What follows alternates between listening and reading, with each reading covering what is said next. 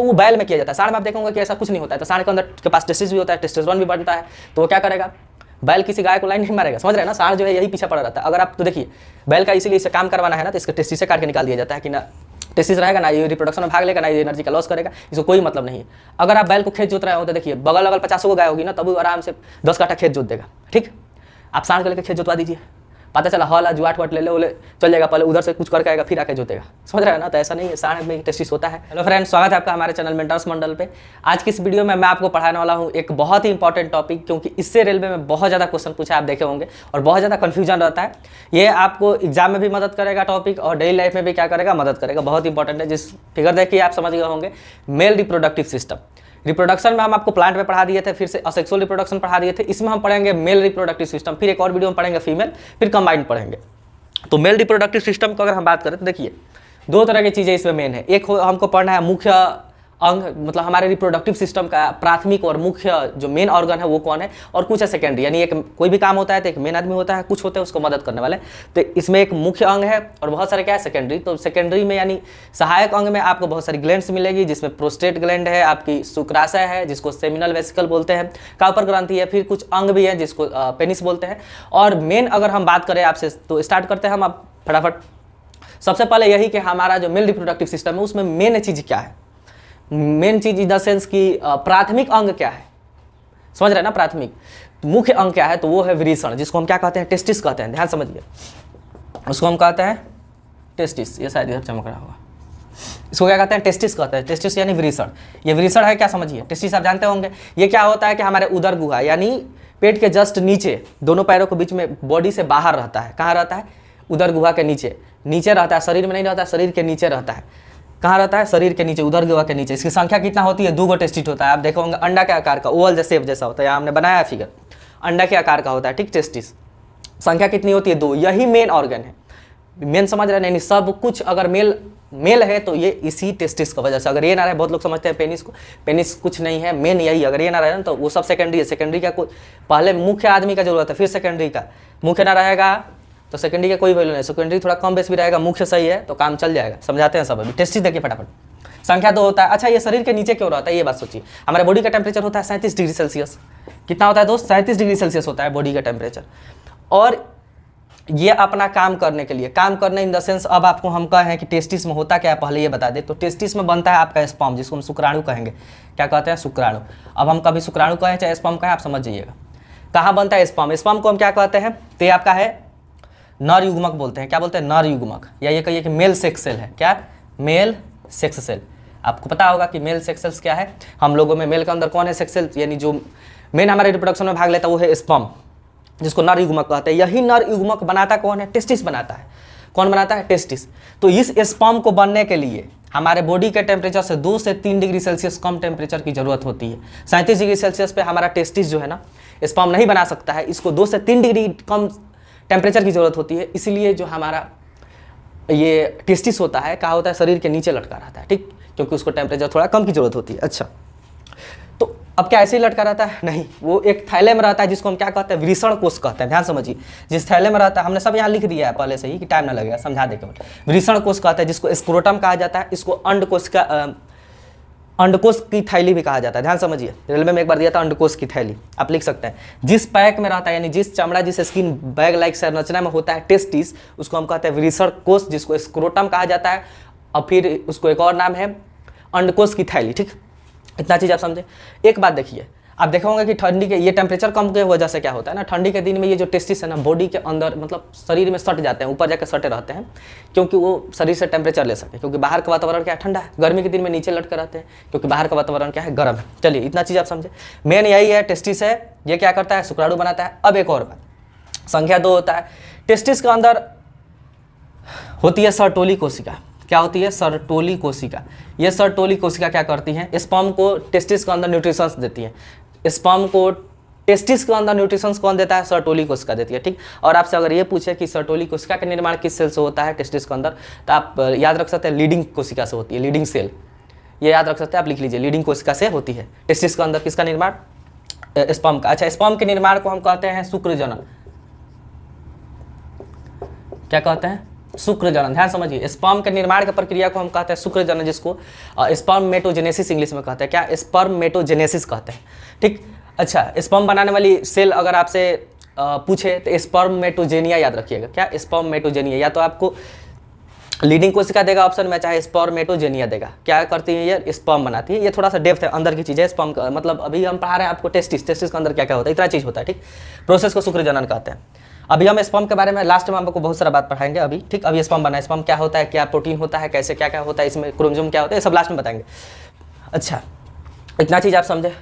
अब ये स्पर्म बन गया। अभी देखिए, जो टेस्टिस है इसका काम समाप्त नहीं हुआ है। टेस्टिस का एक और काम होता है मेन, जिसको हम कह सकते हैं, ये बनाता है टेस्टोस्टेरोन हार्मोन। क्या? टेस्टोस्टेरोन, ध्यान समझिए, प्रोनाउंसिएशन हो सकता है गलती हो जाए, हिंदी में वही कहते हैं टेस्टोस्टेरोन। क्या कहते हैं? टेस्टोस्टेरोन। ये टेस्टोस्टेरोन हार्मोन कहाँ बनता है? तो ये बनता है आपका वृषण में, यानी टेस्टिस बनाता है इसको। टेस्टिस क्या करता है? टेस्टोस्टेरोन हार्मोन बनाता है। इसको हम क्या कहते हैं? मेल सेक्स हार्मोन कहते हैं। दोस्त याद रखिएगा, मेल सेक्स हार्मोन। आपसे अगर पूछे ना कि मेल सेक्स हार्मोन कौन है, तो वो कौन है? टेस्टोस्टेरोन। अच्छा, क्यों कहते हैं मेल सेक्स हार्मोन, ये जानना इंपॉर्टेंट है। तो देखिए, ये जो स्पर्म है, ये बनना किसी बच्चे में शुरू से नहीं बनता है। अगर हम बात करें उसके टेस्टिस का, तो टेस्टिस समझ, देखिए, जब बच्चे का जन्म होता है ना, तो जन्म का पहले टेस्टिस उसका पेट में होता है। जन्म के बाद वो टेस्टिस क्या होता है? नीचे आ जाता है। अगर वो टेस्टिस नीचे नहीं आएगा तो वो बन जाएगा हिजड़ा, क्योंकि मेन चीज़ टेस्टिस का ही है, पेट में ही रह जाता है। किसी किसी का ऑपरेशन के सहारे भी नीचे लाया जा सकता है। अब हम आपको ये बता रहे थे, हाँ, टेस्टोस्टेरोन के बारे में समझिए। ये जो स्पर्म बनने की प्रक्रिया है, ये होता है आपको 12 से 13 लड़कों में हो रहा है। अभी 13 से 14 याद रखिएगा, ये एज वैरी करते रहता है, ठीक है। अलग अलग आदमी में अलग अलग हो सकता है। लड़कों में मेल पढ़ा रहे थे, मेल के अंदर ना, मेल के अंदर ये जो स्पर्म बनना है ना, ये शुरू होता है 13 से 14 साल की एज में, जिसको हम पता है क्या कहते हैं? जिसको हम कहते हैं आपको कि लड़का प्यूबर्टी स्टेज में है। क्या कहते हैं? प्यूबर्टी। जब लड़का प्यूबर्टी में जाता है, प्यूबर्टी आप समझते हैं ना, यौनारंभ बोलते हैं हिंदी में। इन प्यूबर्टी स्टेज कब शुरू होता है? लड़कों में 13 से 14 साल में। इस समय क्या होता है कि उसके टेस्टिस में स्पर्म बनने लगता है, और ये स्पर्म कौन बनाता है? टेस्टोस्टेरोन। और ये टेस्टोस्टेरोन हार्मोन कौन बनाता है? वृषण ही बनाता है, ध्यान समझिए। वृषण बनाएगा टेस्टोस्टेरोन। ये टेस्टोस्टेरोन हार्मोन क्या करेगा? स्पर्म बनाने लगेगा। ये कब से शुरू होता है? लड़कों में 13 से 14 साल से। जब ये शुरू हो जाएगा तब वो क्या कर सकता है? रिप्रोडक्शन में भाग ले सकता है, यानी वो बच्चे का जन्म देने में सक्षम हो सकता है। उसके चलते कोई लड़की प्रेग्नेंट हो सकती है, ठीक।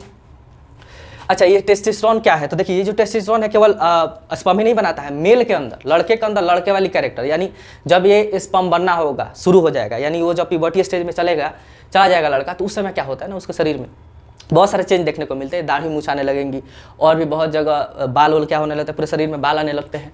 और क्या होता है, जो ऑयल है वो तैलीय होने लगती है, यानी पिंपल्स वम्पल्स क्या होते हैं? निकलने लगते हैं, जिसमें टेस्टोस्टेरोन बनना शुरू हो जाएगा। प्यूबर्टी स्टेज में ये सब होता है। और क्या होता है, जो शोल्डर होता है लड़कों का, ये ब्रॉड होने लगता है, थोड़ा चौड़ा हो जाता है। अभी लड़की का भी चेंज होता है, वो लड़की में पढ़ाएंगे। तो इतने सारे चेंज आपको देखें। आवाज़ क्या होने लगता है? भारी होने लगता है।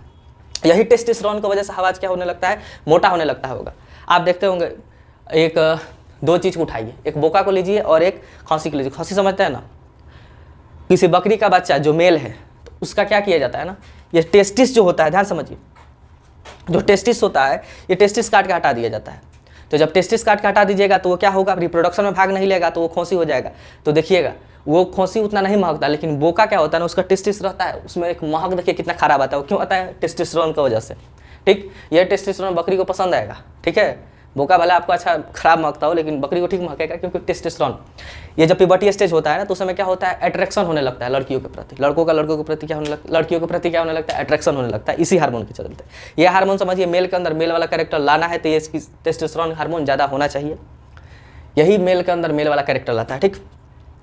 बोका को देखोगे कैसे बोलता है, उसका साउंड, तो वो क्यों होता है? क्योंकि उसमें टेस्टोस्टेरोन बनता है। खांसी में टेस्टिस हटा दिया जाता है, तो बनता ही नहीं है टेस्टोस्टेरोन, तो कहाँ से वो ऐसे बोलेगा, चाहे वैसे महकेगा, समझ रहे हैं ना। अब खांसी आप देखे होंगे, कभी भी वो रिप्रोडक्शन में भाग नहीं लेगा, उससे बकरी से कोनो मतलब नहीं रहेगा, लेकिन बोका को पूरा मतलब रहेगा, ठीक। इतना चीज़ आप समझे, टेस्टोस्टेरोन। अच्छा, एक बात और याद रखिएगा कि जो टेस्टोस्टेरोन है ना, इसको ये एक तरह का एंड्रोजन हार्मोन है। क्या? एंड्रोजन, ध्यान समझिए, एंड्रोजन क्या है?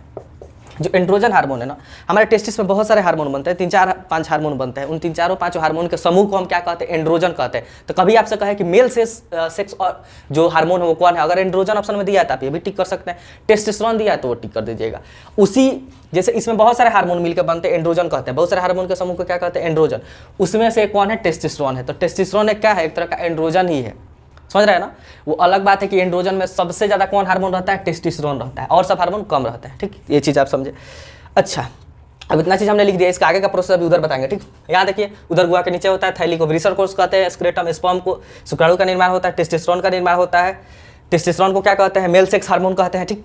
और आप यहाँ देखिए, स्पर्म बनने के लिए 2 से 3 डिग्री टेम्परेचर कम चाहिए। टेस्टोस्टेरोन हार्मोन 13 से 14 से एयर से बनना शुरू होता है और ये मेल कैरेक्टर लाता है। अच्छा, ये जो स्पर्म होता है ना, ये 13-14 साल से शुरू होता है और मरते दम तक बनता है, ध्यान से समझिए। ये 13 से 14 साल तक शुरू होता है और द इंड, यानी जब तक आपका द इंड नहीं होता है ना, तब तक लड़कों में क्या होता है, टेस्टोस्टेरोन जो स्पर्म है वो बनते रहता है। 13-14 से शुरू होगा, मरते तक बनता रहेगा। तो उस समय अलग बात है, बुढ़ापे में जाकर इसकी क्या होती है, मात्रा कम हो जाती है स्पर्म की, ठीक। तो उस समय आदमी फादर नहीं बन सकता है। ये आपको अभी आगे बताएंगे कि कितना ml की ज़रूरत होती है स्पर्म को फादर बनने के लिए, सब आगे बताएंगे, ठीक। स्पर्म के बारे में भी चर्चा करना है लास्ट में। ये हो गया। देखिए, पोषण कौन करता है, सर्टोली को, टेस्टिस निकाल देने पर आदमी हिजड़ा बन जाता है। ये अभी आगे समझाएंगे, ठीक। ये बात, इतना चीज़ आप समझे। अब देखिए, यहाँ तक तो हो गया, स्पर्म बन गया। अब स्पर्म के आगे कहानी बताते हैं आपको फटाफट। देखिए दोस्त, ये जो है ना ब्लू कलर का, ये है, यही है आपका टेस्टिस। ये क्या है, टेस्टिस है। ये ब्लू कलर का जो देख रहे हैं ये है टेस्टिस। ये रेड कलर का जो देख रहे हैं ना ऊपर, ये रेड, इस रेड वाले को हम पता है क्या कहते हैं, इसको हम कहते हैं आपको इपिडिडमिस, जिसको हम अधिवृषण कहते हैं। क्या कहते हैं, अधिवृषण, जिसको क्या कहते हैं, इपिडिडमिस, डिडमिस, अधिवृषण कहते हैं। अभी अधिवृषण का काम क्या है, हमने ऊपर लिखा है अधिवृषण।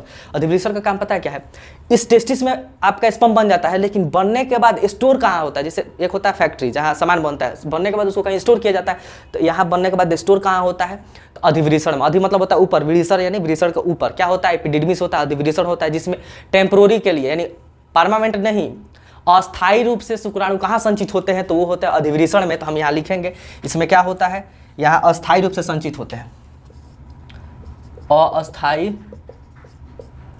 रूप से स्टोर कहाँ होते हैं, अस्थायी रूप से स्टोर इपिडिडमिस में, अधिवृषण में। चलिए, अधिवृषण में स्टोर हो गया, बना टेस्टिस में। इसमें टेस्टिस में और भी बहुत सारी चीज़ होती है, वो पूछेगा नहीं था क्या ही पड़ा है। अब इसके बाद देखिए, यहाँ से जुड़ी हुई है ना, यहाँ अधिवृषण से एक नली जुड़ी हुई है, ग्रीन कलर का आप देख रहे होंगे, जो मूत्राशय, मूत्राशय क्या होता है, जहाँ मूत्र यूरिन आके इकट्ठा होता है उसको हम क्या कहते हैं, मूत्राशय कहते हैं, वो पेट में होता है। यहाँ से एक नली, देखिए ये तो बाहर है, टेस्टिस शरीर के बाहर है, यहाँ से एक पाइप है, ये ग्रीन कलर का पाइप देख रहे होंगे, ये कहाँ चली जाती है, फिर पेट में चली जाती है, पेट में जाकर मूत्राशय से घूम कर आती है।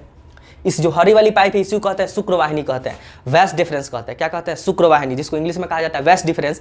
ये वेस्ट डिफरेंस का काम क्या है कि अधिवृषण से स्पर्म को, अधिवृषण से स्पर्म को लेकर जाने का काम कौन करता है, तो शुक्रवाहिनी कहता है। आप याद रखिएगा, अधिवृषण से स्पर्म को लेकर जाने का काम कौन करता है। अच्छा, लेकर कहाँ से जाएगा, तो अधिवृषण से स्टार्ट करेगा, लेकर कहाँ तक जाएगा, यहाँ तक। तो ध्यान से समझिए, आपसे पूछे यहाँ क्या है, मूत्राशय, ये क्या है, प्रोस्टेट ग्लैंड है। और यहाँ से जो शुरू हो रहा है ना, एक और आपको हम बनाते हैं, यहाँ से जो शुरू हो रहा है ना, रेड रेड अभी बना दिए, ये रेड आपको पता है क्या कहलाएगा, ये रेड वाली लाइन कहलाएगी। यहाँ से ये है यूरेथ्रा, जिसको क्या कहते हैं, मूत्र मार्ग कहते हैं।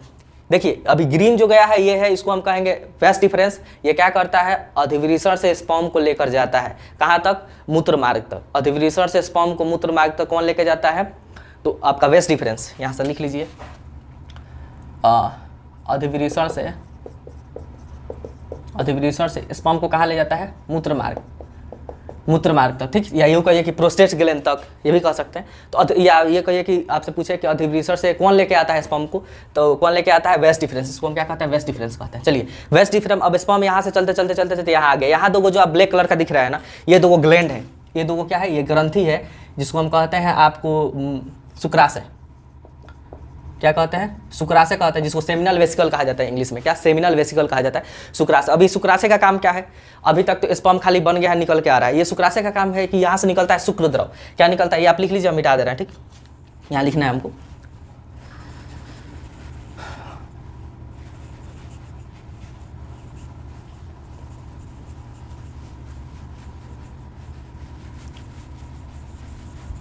देखिए ध्यान से, यहाँ से निकलता है शुक्र द्रव। शुक्राशय से क्या निकलता है आपका, शुक्र द्रव निकलता है। अब ये शुक्र द्रव का काम क्या है, तो देखिए, शुक्र द्रव में होता है फ्रक्टोज शर्करा। क्या होता है, आपको याद रखना है, फ्रक्टोज शर्करा होता है। ये फ्रक्टोज शर्करा का काम क्या है, तो जो हमारे स्पर्म है ना, उनको न्यूट्रिशंस देने का काम करता है। क्योंकि समझिए, देखिए स्पर्म अभी यहाँ है और स्पर्म बहुत छोटा होता है, उसको कहाँ फाइनल कहाँ पहुँचना है, कहाँ पहुँचने के लिए निकला है, तो जब आप सेक्स कर रहे होते हैं, समझ रहे हैं ना, यानी फिजिकल रिलेशन बना रहे होते हैं, किसी कॉपुलेशन कहा जाता है बायोलॉजिकल टर्म्स में, मेटिंग कहा जाता है। तो उस समय क्या होता है ना, स्पर्म कहाँ जाएगा, फीमेल के वेजाइना के रास्ते, उसको जाना है फेलोपियन ट्यूब में, क्योंकि फेलोपियन ट्यूब में एग उसका इंतजार कर रहा है।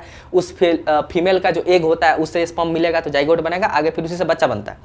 तो इनको बहुत डिस्टेंस ट्रेवल करना है, तो इसके लिए इनको बहुत ज़्यादा एनर्जी चाहिए। वो एनर्जी कहाँ से मिलेगा, तो इसको कोई ना कोई ग्लूकोज चाहिए, तो शर्करा एक ग्लूकोज मिलता है जिसको फ्रक्टोज शर्करा कहते हैं। तो आपसे पूछे स्पर्म में कौन शर्करा पाया जाता है, फ्रक्टोज। कहाँ से निकलता है, तो आपको सेमिनल वेसिकल से, शुक्राशय ग्रंथि से निकलता है। कैसा होता है, तो व्हाइट कलर, देखिए ये एक शुक्र द्रव निकलता है, यानी व्हाइट कलर का चिपचिपा पदार्थ निकलता है, ठीक है, वो इसमें मिला देता है। तब यहाँ अब ये कैसा फॉर्म में आ गया, लिक्विड फॉर्म में आ चुका है। लिक्विड फॉर्म में जैसे जैसे आएगा तब ये पहुँचेगा आपको कहाँ, ये जो ग्रीन कलर का आप देख रहे हैं ना, ब्लू कलर का देख रहे हैं, इसको हम कहते हैं प्रोस्टेट ग्लैंड। बहुत इंपॉर्टेंट है ये प्रोस्टेट, ध्यान समझिए, ये डेली लाइफ में चाहिए इस तरह। प्रोस्टेट ग्रंथि बहुत इंपॉर्टेंट है, ये प्रोस्टेट ग्रंथि का बहुत ज़्यादा काम है। फिर ये प्रोस्टेट ग्रंथि पता है क्या करेगा, अपना भी फ्लूइड निकाल देगा। ये क्या निकालेगा आपका, तो ये आपका ये भी अपना प्रोस्टेट फ्लूइड निकालेगा।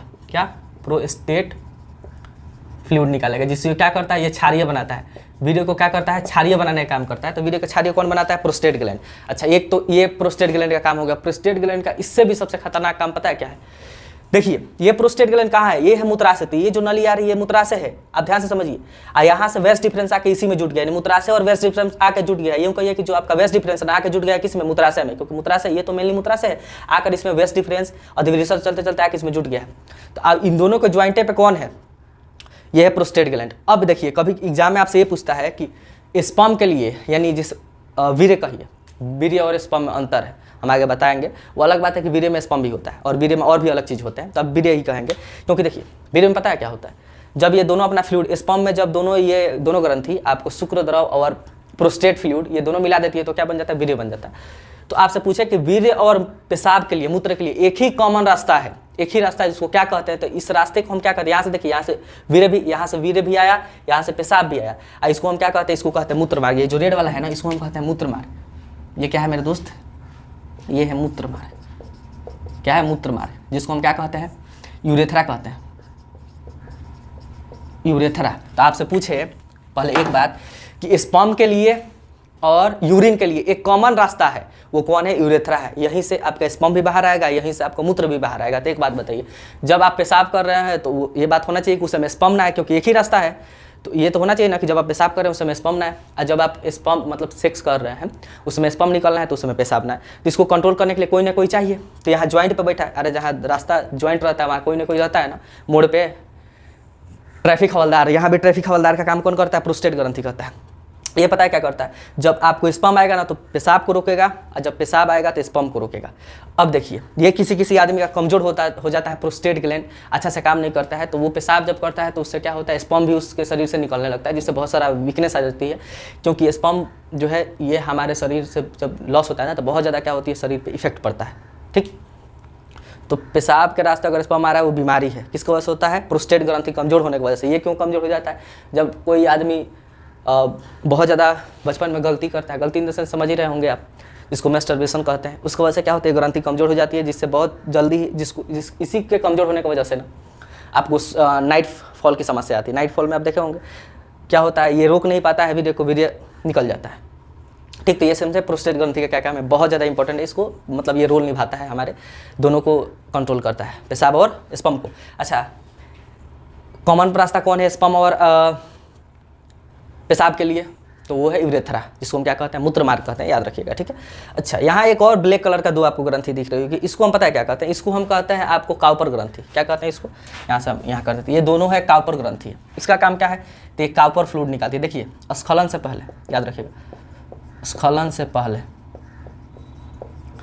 ये फ्लूइड निकालता है एक, जिसका काम क्या है, लुब्रिकेशन का, लुब्रिकेशन का काम है। ध्यान समझिए ये क्या हम कह रहे हैं।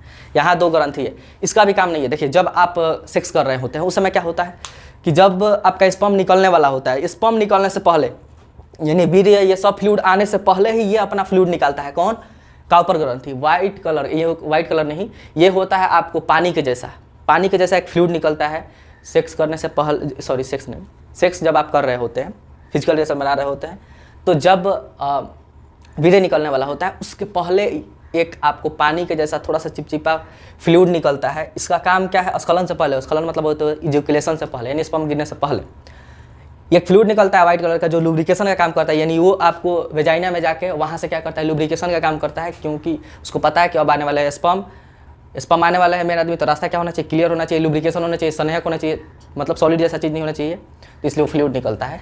इससे क्या होता है, आपको जो स्पर्म है उनको उनका मंजिल तक पहुंचने में क्या होती है, आसानी होती है। तो स्खलन से पहले ना आपको कॉपर ग्रंथि क्या कहती है, एक फ्लूइड निकालती है जो लुब्रिकेशन का क्या करता है, काम करता है। ठीक, तो ये अपना पहले निकाल देगा, स्पर्म गिरने से पहले निकालेगा। जब स्पर्म यहाँ से चल के आएगा ना, तो स्पर्म खाली स्पर्म नहीं आएगा, उसमें शुक्र द्रव भी आएगा, प्रोस्टेट फ्लूइड भी आएगा, तब उसके साथ आता है। तो जो स्पर्म आप जो अब आपको बताते हैं वीर्य। देखिए वीर्य का मतलब क्या होता है समझिए। वीर्य जब जिसको कहते हैं ना, जिसको आप सीमेन कहते हैं, क्या कहते हैं इंग्लिश में, सीमेन कहा जाता है। वीर्य, वीर्य बराबर देखिए क्या होता है, उसमें आपको होगा स्पर्म यानी शुक्राणु होंगे, प्लस उसमें होगा आपको शुक्र द्रव, उसमें होगा आपको प्रोस्टेट द्रव। प्रोस्टेट द्रव, शुक्र द्रव में अब ये नहीं कि खाली फ्रक्टोज शर्करा होता है, कुछ बहुत सारे प्रोटीन वोटीन भी होता है, और भी मेन जो चीज़ हम वही लिखा रहे हैं आपको जो पूछा जाता है। अगर वीर्य 100% है तो देखिए स्पर्म होता है उसमें बस 10%, यानी देखिए एक बार जब इजेकुलेशन होता है ना, अब आपको बताते हैं, एक बार जब वीर्य बाहर निकलता है तो वो क्वांटिटी किसी स्वस्थ आदमी में आपको 2 ml से 5 ml होती है। ठीक, 2 ml से 5 ml होती है। उस 2 ml से 5 ml में आपको 10% क्या मिलेगा, स्पर्म मिलेंगे। 90% ये दोनों मात्रा, जिसमें से 60% ये होता है और 30% के आसपास लगभग ये होता है प्रोस्टेट फ्लूइड। सब ध्यान समझिए, जब एक बार आपका स्पर्म निकल रहा है, यानी 1 चम्मच 5 ml निकल रहा है, वो तो वाइट होता है, फ्लूइड जैसा होता है, चिपचिपा फ्लूइड होता है, तो उसमें आप समझते हैं कि पूरा स्पर्म है, ऐसा नहीं है। जब इतना 5 ml निकल रहा है ना, उसमें बस 10% ही उसके स्पर्म है, बाकी 90% यानी जितना वाइट आप देख रहे हैं ना, वो सब क्या है, उसमें फ्लूइड है। उसमें शुक्र द्रव भरा है, प्रोस्टेट द्रव भरा है, जिसका अलग अलग क्या होता है, काम होता है, जो हम आपको समझा चुके हैं।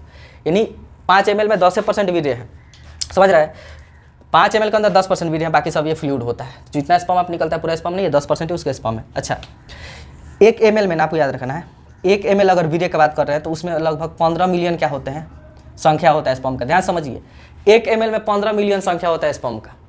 1 ml वीर्य निकलेगा ना वीर्य, तो उसमें स्पर्म का संख्या कितना होगा, 15 ml हो। और अगर वीर्य 2 ml से कम निकल रहा है, एक सामान्य आदमी में 2 ml से 5 ml निकलता है। ठीक, 2 ml से 5 ml निकलता है, अगर इतना निकलेगा 5 ml के आसपास, 5 से 7 ml के आसपास, तभी क्या होगा, कोई लड़की कोई औरत प्रेग्नेंट हो सकती है। अगर इससे कम निकलेगा ना तो नहीं होगा। अब आप सोच रहे होंगे, देखिए जो एग होता है ना, फीमेल का एग होता है, उसको फर्टिलाइज करने के लिए, यानी उसमें जाकर मिलने के लिए एक ही स्पर्म की जरूरत हो, एक ही स्पर्म जाकर मिलता है, एक स्पर्म मिला काम खत्म, बाकी स्पर्म मर जाते हैं। तो 1 ml में 15 मिलियन निकलता है। आप हम कह रहे हैं कि 5 से 7 ml की जरूरत है, तो 5 से 7 ml में सोच रहे हैं लगभग 100 मिलियन के आसपास क्या है, स्पर्म की जरूरत होती है एक एग को फर्टिलाइज करने के लिए। आप फर्टिलाइज करेगा एक एग हो, तो बाकी सब क्या होता है ना, इतना लॉन्ग डिस्टेंस है कि बाकी सब जाते जाते मर जाते हैं, एक ही जाकर फर्टिलाइज कर पाता है जो सबसे स्ट्रांग होगा। ठीक, तो आपको 5 हेल्दी में इतना ml निकलना चाहिए, जिसमें से क्या होता है 10% होता है। 1 ml में कितना स्पर्म की संख्या होती है, 15 मिलियन होती है। तो ये चीज़ आप समझे। ठीक, वीर्य क्या है, सीमेन का मतलब खाली स्पर्म ना होता है, उसमें ये सब फ्लूइड भरा होता है, वाइट आप देखते हैं ना, सब ये फ्लूइड ही है। इतना चीज़ आप समझे। तो हमने स्पर्म यहाँ से टेस्टिस से बनाया, इसको निकाला, इससे निकालते निकालते आपको शुक्राशय से, फिर से प्रोस्टेट ग्रंथि से होते होते यूरेथ्रा के माध्यम से लाते लाते बाहर निकल गया। ठीक, ये सब हो गया। अब कुछ बातें आपको और ध्यान रखना है, जिसको हम चीज़ अब यहाँ फटाफट समझाते हैं। ये मिटा दें। देखिए, अच्छा 5 ml से अगर कम होगा ना, तो उसको एस्ट्रलाइजेशन कहते हैं। क्या कहते हैं, एस्ट्रलाइजेशन।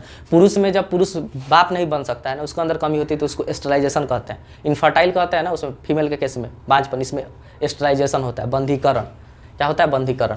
अच्छा, ये चीज़ अब देखिए। अब कुछ बातें और आपको हम बताते हैं, ध्यान से समझिएगा। एक भी क्वेश्चन, सिंगल क्वेश्चन आपसे नहीं छूटेगा, इस बात की गारंटी है।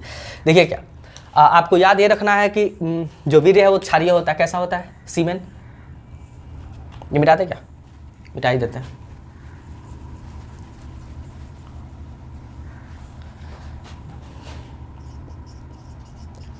स्पर्म के बारे में कुछ बातें लिखिए। स्पर्म जो होता है ना, ये क्या होता है आपको, ये होता है क्षारीय। कैसा प्रकृति होता है, क्षारीय होता है। ठीक, और क्या याद रखिएगा कि जो स्पर्म होता है इसमें कैल्शियम धातु पाई जाती है। याद रखिएगा, इसमें क्या पाई जाती है, कैल्शियम धातु पाई जाती है।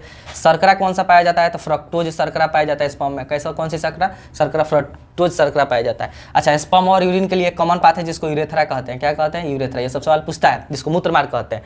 और आपको ये ध्यान रखना है। अच्छा देखिए, एक चीज़ और बता देते हैं आपको, ये जो खतना होता है ना मुसलमान में, खतना होता है। खतना में क्या किया जाता है ना कि इस पेनिस, अच्छा मेन चीज़ तो बताया नहीं, ये पेनिस का काम देखिए, मेन चीज़ नहीं, ये पेनिस मेन नहीं है, सब लोग मेन समझते हैं, ये मेन नहीं है। सहायक अंग में आप लिख लीजिए यहाँ पेनिस, जिसको शिश्न कहते हैं पेनिस। इसका काम पता है क्या है कि बस स्पर्म को फीमेल के वेजाइना में एंट्री करा देना, बस, और कुछ नहीं है। सब बनने बनाने ले जाने का काम सब इधर का है, इसका काम खाली है वहाँ करा देना। अगर ये नहीं भी है ना तभी आप में बन रहा है, कृत्रिम तरीके से बाहर निकाल कर डाल दिया जाएगा फीमेल के वेजाइना में, तो प्रेग्नेंट हो जाएगी। अच्छा, स्पर्म का बाहर 20 मिनट होता है, याद रखिएगा। इसका जीवन काल बाहर कितना होता है, यानी अगर आपके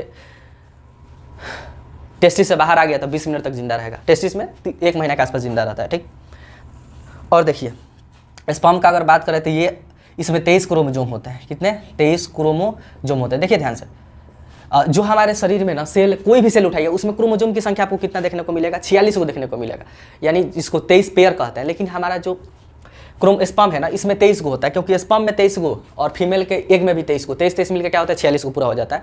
तो हमारे पूछेगा कि स्पर्म क्या होता है, तो 23 को होता है, इसको अगुणित कहते हैं। अगुणित होता है, अगुणित मतलब सर जी, और सब में 23 पेयर होता है और ये खाली 23 होता है, तो इसको अगुणित कहते हैं। क्या होता है? अगुणित। इस 23 में क्या होता है? तो 22 + XY होता है। 22 को इस तरह एक XY होता है। इस XY क्रोमोजोम को क्या कहते हैं? यही डिसाइड करता है कि कोई जो लड़का हो रहा है, जन्म हो रहा है, वो लड़की होगा कि लड़का होगा कि लड़की होगा, यही डिसाइड करता है। अगर मेल से जब फर्टिलाइज हो रहा है एग और किसका? स्पर्म का, तो अगर इधर से Y चला गया मिलने, तब तो लड़का का जन्म होगा, और इधर से X चला गया तो किसका होगा? लड़की का होगा। वो हम आगे भी बताएंगे जब वो पढ़ाएंगे तब, ठीक। इतना चीज़ आप समझे। फादर बनने के लिए मिनिमम 5 ml के आसपास वीर्य निकलना चाहिए, जिसमें से 10% क्या होता है? आपको स्पर्म होता है। स्पर्म के बारे में इतना चीज़ आप समझे। अच्छा, स्पर्म का अगर आपको फिगर बनाए तो कुछ इस टाइप का होता है, ठीक, ऐसे होते हैं स्पर्म। देखिए ध्यान से, यहाँ जो होता है न्यूक्लियस होता है। यहाँ भाई साहब क्या है? इसका न्यूक्लियस है। यहाँ आपका इसका क्या होता है? ये है न्यूक्लियस, ये न्यूक्लियस है। ये आपका माइटोकॉन्ड्रिया है। क्या है? माइटोकॉन्ड्रिया, जिसको क्या मिलती है? ऊर्जा मिलती है। टेल है, टेल ये क्या करता है? ये मदद करता है इसको मोबिलिटी में, क्योंकि बहुत दूर इसको जाना है मंजिल पे, तो ये टेल क्या करता है? मदद करता है इसको, ठीक, अपने मंजिल तक पहुँचने में। इतना चीज़ आप समझे स्पर्म के बारे में। और क्या आपको बता दें हम, अब एक चीज़ समझाते हैं आपको कि आपको हम कहे, देख रहे हैं सब खेल टेस्टिस का, अगर टेस्टिस ना हो तब क्या होगा? तो एक चीज़ होता है, आप देखे होंगे, नसबंदी। नसबंदी जिसको क्या कहता है? वैस्कोटॉमी कहते हैं, वैस्कोटॉमी। अच्छा, वैस मतलब होता है कि वैस डिफरेंस, तो वैस्कोटॉमी नसबंदी क्या है? जिसको पुरुष नसबंदी कह रहे हैं। पुरुष नसबंदी क्या है? इसमें क्या होता है? ध्यान समझिए, बहुत सारी मिथ है, आपको क्लियर होगी। जो पुरुष नसबंदी है ना, उसमें क्या किया जाता है? अगर किसी पुरुष का नसबंदी कर दिया जाएगा तो बाप नहीं बनेगा। देखिए कैसे पुरुष नसबंदी में क्या होता है कि ये जो वैस डिफरेंस है ना, वैस डिफरेंस क्या करता है? अधिवृषण से स्पर्म को लाता है आपको, इस वैस डिफरेंस को यहाँ से काट दिया जाता है। वैस डिफरेंस को क्या किया जाता है? यहाँ से कट मार दिया जाएगा। यहाँ से क्या किया जाएगा? इसको कट मार दिया जाएगा, काट के वहीं बांध दिया जाता है। तो अगर इसको कट मार दीजिएगा तो अब ये तो कट चुका है रास्ता, तो ये स्पर्म यहाँ बनेंगे जरूर, टेस्टिस में बनेंगे जरूर, लेकिन बाहर नहीं निकल सकते हैं। तो जब बाहर नहीं निकलेंगे तो स्पर्म ना आएंगे तो कहाँ से कोई औरत प्रेग्नेंट होगी? तो प्रेग्नेंट नहीं होगी तो फिर आपका क्या है? जो जनसंख्या है वो नहीं बढ़ेगा। तो देखिए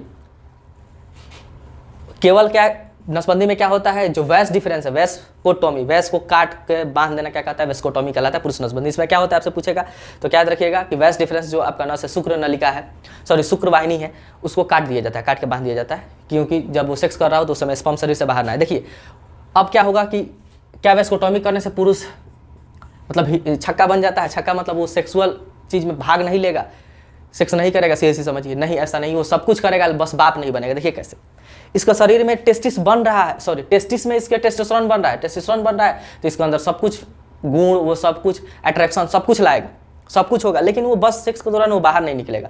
बाहर तो निकलेगा जरूर, प्रोस्टेट फ्लूइड निकलेगा, शुक्र फ्लूइड, यानी कुछ ना कुछ उसका तो व्हाइट चिपचिपा पदार्थ बाहर निकलेगा ही निकलेगा, बस उसमें क्या नहीं होगा?